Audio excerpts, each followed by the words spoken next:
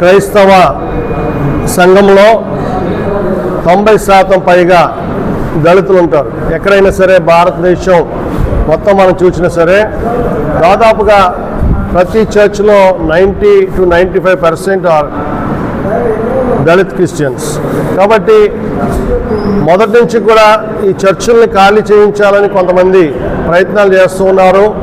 ఆ ప్రయత్నంలో ఇది ఇప్పుడు మరింతగా వాళ్ళు ఉధృతం చేశారు. కాబట్టి మరి మేమందరం కూడా క్రైస్తవులందరం కూడా ఐక్యమవుతున్నాం. ఈ నెల 23వ తేదీన జిమ్ఖానా గ్రౌండ్స్లో మరి బిషప్ డాక్టర్ బండి దయానందం గారు అలాగే రెవరెండ్ డాక్టర్ దేవిప్రకాష్ గారి యొక్క ఆధ్వర్యంలో జరుగుతున్నటువంటి ఈ యొక్క రాష్ట్ర క్రైస్తవ ఐక్యగళం మహాసభను మేము నిర్వహిస్తున్నాం.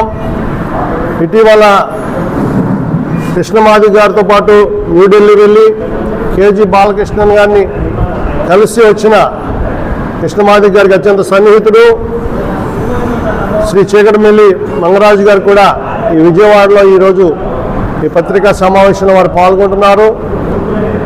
కాబట్టి మరి క్రైస్తవులకు లేక క్రైస్తవ సంఘానికి జరుగుతున్నటువంటి అన్యాయం గురించి స్పందించాలని, మాకు అనుకూలంగా న్యాయం జరిగించాలని, బౌద్ధ మతస్థులకు దళితులకు అలాగే సిక్కు మత దళితులకు చేసిందే మాకు కూడా చేయాలని, పక్షపాతం లేకుండా ఒక మంచి కమిషన్ ఇవ్వాలని మేము కోరుకుంటూ మా మాటలు ముగిస్తున్నాము.